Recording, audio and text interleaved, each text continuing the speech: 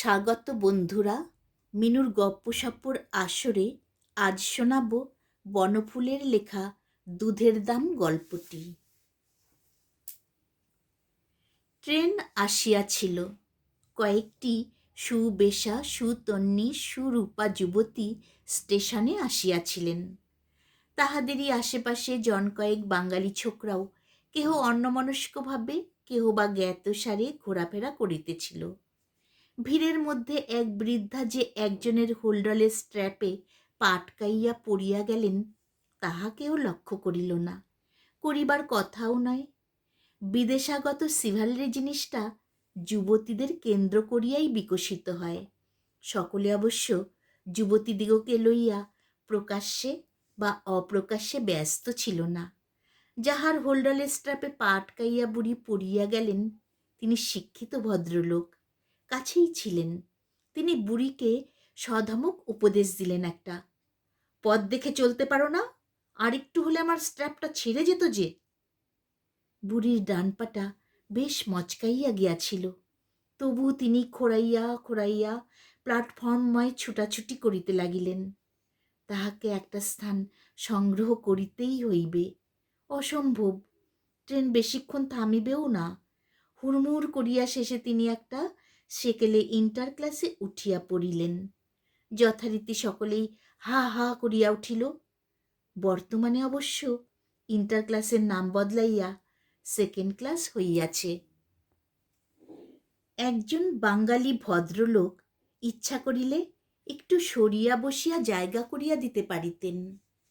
তিনি জিনিসপত্র সমেত বেশ একটু ছড়াইয়া বসিয়াছিলেন, কিন্তু তিনি সরিয়া বসিলেন না। উপদেশ দিলেন, উঠলে তো, এখন বসবে কোথায় বাছা?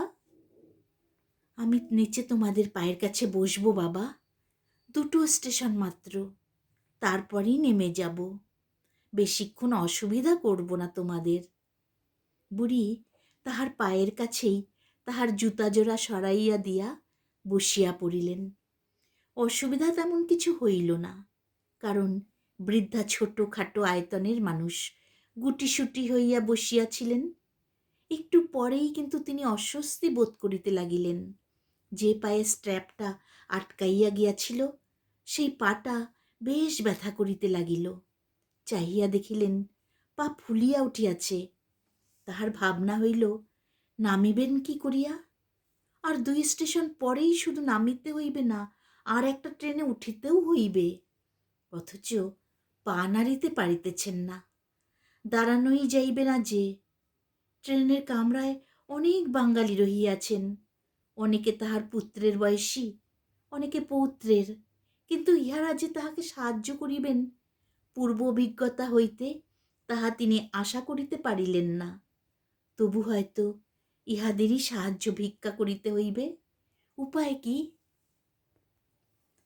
বৃদ্ধা যে স্টেশনে নামিবেন, সে স্টেশন একটু পরেই আসিয়া পড়িল। প্যাসেঞ্জাররা হুড়মুড় করিয়া সবাই নামিতে লাগিলেন। বুড়ির দিকে কেহ ফিরিয়াও চাহিলেন না। আমাকে একটু নামিয়ে দাও না বাবা, উঠে দাঁড়াতে পারছি না আমি। বুড়ির এই করুণ অনুরোধ সকলেরই কর্ণকুহরে প্রবেশ করিল, কিন্তু অধিকাংশই ভান করিলেন যেন কিছু শুনিতে পান নাই। একজন বলিলেন, ভিখারি মাগির আস্পর্ধা দেখেছেন? যাচ্ছে তো উইদাউট টিকিটে, তার উপর আবার। তিনি বৃদ্ধাকে ভিখারিনী মনে করিয়াছিলেন। বৃদ্ধা কিন্তু ভিখারিনী নন, তাহার টিকিটও ছিল, সেকেন্ড ক্লাসেরই টিকিট ছিল। আর একজন বিজ্ঞ মন্তব্য করিলেন, এইসব হেল্পলেস বুড়িকে রাস্তায় একা ছেড়ে দিচ্ছে, এর স্বামী ছেলে নেই নাকি? আশ্চর্য কাণ্ড। সিগারেটে টান দিতে দিতে তিনিও নামিয়া গেলেন। গাড়িতে যাহারা রহিলেন, তাহাদের মধ্যে জন 2 টিফিন কেরিয়ার খুলিয়া আহারে মন দিয়াছিলেন। বুড়ির কথা তাহাদের কর্ণে প্রবেশ করিয়াছিল, কিন্তু সে কথায় কর্ণপাত করা তাহারা সমীচীন মনে করিলেন না। বৃদ্ধা তখন 2 হাতে ভর দিয়া ঘ্যাসটাইয়া দ্বারের কাছে আসিয়া পড়িয়াছিলেন, কিন্তু নামিতে সাহস পাইতেছিলেন না। এই বুড়ি, হঠ দরওয়াজা সে। এক মারোয়ারি যাত্রী বৃদ্ধার গায়ে প্রায় পদাঘাত করিয়াই ভিতরে প্রবেশ করিলেন। তাহার পিছনে এক বলিষ্ঠকায় কুলি, তাহার মাথায় সুটকেস হোল্ডল, কুলির পিছনে চপ্পল পায়ে নীল চশমা পরা লক্কা গোছের এক ছোকরা। সে ভঙ্গি ভরে বলিল, দয়াময়ী, পথ ছাড়ুন, দরজার কাছে বসে কেন? পায়ে লেগেছে বড্ড বাবা, নামতে পাচ্ছি না। ও, দেখি যদি একটা স্ট্রেচার আনতে পারি। ছোকরা ভিড়ে অন্তর্ধান করিল, আর ফিরিল না। যে বলিষ্ঠ কুলিটা মাল মাথায় করিয়া ঢুকিয়াছিল, সে বাহিরে যাইবার জন্য দ্বারের কাছে আসিয়া দাঁড়াইল। মাইজি, কৃপা করকে থোড়া হটকে बैठिए, आने जाने का रास्ता पर काहो बैठ गए? বৃদ্ধা হঠাৎ ফুপাইয়া কাঁদিয়া উঠিলেন। আমি নামতে পারছি না বাবা, পায়ে চোট লেগেছে। আপ কাহা জায়গা? গয়া। চলিয়ে, হাম আপকো লে যেতে হ্যায়। বলিষ্ঠ বয়স্ক ব্যক্তি যেমন করিয়া ছোট শিশুকে দুই হাতে করিয়া বুকের উপর তুলিয়া লয়, কুলিটি সেইভাবে বুকে বৃদ্ধাকে তুলিয়া লইল, সোজা লইয়া গেল ফার্স্ট ক্লাস ওয়েটিং রুমে।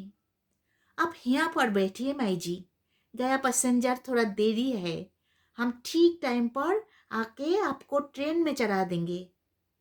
বৃদ্ধা ওয়েটিং রুমের মেঝেতেই উপবেশন করিলেন। যে দুইটি ইজি চেয়ার ছিল, সে দুটিতেই সাহেবী পোশাক পরা দুইজন বঙ্গ সন্তান হাতলের উপর পা তুলিয়া দিয়া লম্বা হইয়া শুইয়াছিলেন। একজন পড়িতেছিলেন খবরের কাগজ, আর একজন একখানি ইংরেজি বই। বইটির মলাটের উপর অর্ধনগ্না হাস্যমুখী যে নারী মূর্তিটি ছিল, বৃদ্ধার মনে হইল সেটি যেন তাহার দিকে চাহিয়া ব্যঙ্গের হাসি হাসিতেছে। সম্ভবত আলোচনাটা পূর্বেই হইতেছিল, পুনরায় আরম্ভ হইল। সিভালরি আমাদের দেশেরও ছিল। নার্যস্তু যত্র পূজ্যন্তে রমন্তে তত্র দেবতা, এ কথা আমাদের মনতেই লেখা আছে মশাই। যিনি নারী মূর্তি সম্বলিত ইংরেজি মাসিক পড়িতেছিলেন, তিনি সম্ভবত এ খবর জানিতেন না। উঠিয়া বসিলেন। বলেন কি, এ কথা জানলে বেটাকে ছাড়তুম নাকি? মনুর যুগেও যে আমাদের দেশে সিভালরি ছিল, আমরা যে বর্বর ছিলুম না, এ কথা ভালো করেই বুঝিয়ে দিতুম বাছাধনকে। বৃদ্ধা অনুভব করিলেন, ইতিপূর্বে কোনো সাহেবের সঙ্গে বোধহয় লোকটির তর্ক হইয়াছিল। শ্বেতবর্ণ সাহেব সম্ভবত এই সাহেবী পোশাক পরা কৃষ্ণচর্ম বঙ্গসুন্দরকে বর্বর বলিয়া ব্যঙ্গ করিয়াছিলেন। বৃদ্ধা মনে মনে বলিলেন, তোমরা বর্বরই বাচ্চা, তোমাদের সিভালরি অবশ্য আছে, কিন্তু তার প্রকাশ কেবল যুবতী মেয়েদের বেলা। বৃদ্ধার বাংলা, সংস্কৃত এবং ইংরেজিতে কিঞ্চিত দখল ছিল। সেকালের বেথুন স্কুলে পড়িয়াছিলেন। হঠাৎ দ্বিতীয় ভদ্রলোকটি বৃদ্ধাকে দেখিতে পাইলেন। আরে, এ আবার কোত্থেকে জুটল এসে এখানে? কোনো ভিকিরি টিকিরি বোধ হয়। প্রথম ভদ্রলোক আন্দাজ করিলেন, সত্যি ভিকিরিতে ভরে গেল দেশটা। স্বাধীনতার পর ভিকিরির সংখ্যা আরও বেড়েছে, সবাই আবার মুখ ফুটে চাইতেও পারে না। দেখা গেল ভদ্রলোকটি একটি পয়সা বাহির করিয়া বুড়ির দিকে ছুড়িয়া দিলেন। নির্বাক হইয়া বসিয়া রহিলেন বৃদ্ধা। পয়সাটা তুলে নাও, পয়সাটা তোমাকেই দিলাম। বৃদ্ধা তবু কোনো কথা বলিলেন না। দাতা ভদ্রলোকের সন্দেহ হইল, বোধহয় বুড়ি বাঙালি নন। তখন হিন্দি ভাষা ব্যবহার করিলেন। চাকুরির অনুরোধে কিছুদিন পূর্বেই হিন্দি ভাষায় পরীক্ষা পাশ করিয়াছেন। পয়সা উঠালেও তুমি কো দিয়া? তখন বৃদ্ধা পরিষ্কার বাংলায় বলিলেন, আমি ভিখিরি নই বাবা, আমি আপনাদের মতো একজন প্যাসেঞ্জার। এখানে কেন? এটা যে আপার ক্লাস ওয়েটিং রুম। আমার সেকেন্ড ক্লাসের টিকিট আছে বাবা। পর মুহূর্তে সেই বলিষ্ঠ কুলিটি দ্বার প্রান্তে দেখা দিল। চলিয়ে মাইজি, গয়া প্যাসেঞ্জার আ গিয়া। তাহার বলিষ্ঠ বাহুর দ্বারা পুনরায় বৃদ্ধাকে শিশুর মতো বুকে তুলিয়া লইয়া বাহির হইয়া গেল। গয়া প্যাসেঞ্জারে একটু ভিড় ছিল, কিন্তু কুলিটি বলিষ্ঠ, শক্তির জয় সর্বত্র। সে ধমক ধামক দিয়া বুড়িকে একটা বেঞ্চের কোণে স্থান করিয়া দিতে সমর্থ হইল। বৃদ্ধা তাহাকে 2টি টাকা বাহির করিয়া দিলেন। এই প্রসঙ্গে কুলির সহিত হিন্দিতে যে কথাবার্তা হইল তাহার সারমর্ম এই: আমার মজুরি 8 আনা মাইজি, 2 টাকা দিচ্ছেন কেন?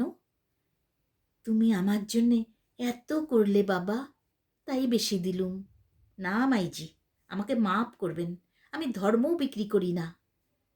তুমি আমার ছেলে বাবা, ছেলের কাজই করেছ। আমি তো তোমাকে দুধ খাওয়াইনি। সামান্য যা দিচ্ছি তা দুধের দাম মনে করেই নাও বাবা। দীর্ঘজীবী হও, ভগবান তোমার মঙ্গল করুন।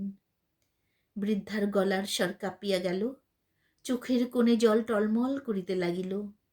কুলি ক্ষণকাল হতভম্ব হইয়া দাঁড়াইয়া রহিল, তাহার পর প্রণাম করিয়া নামিয়া গেল।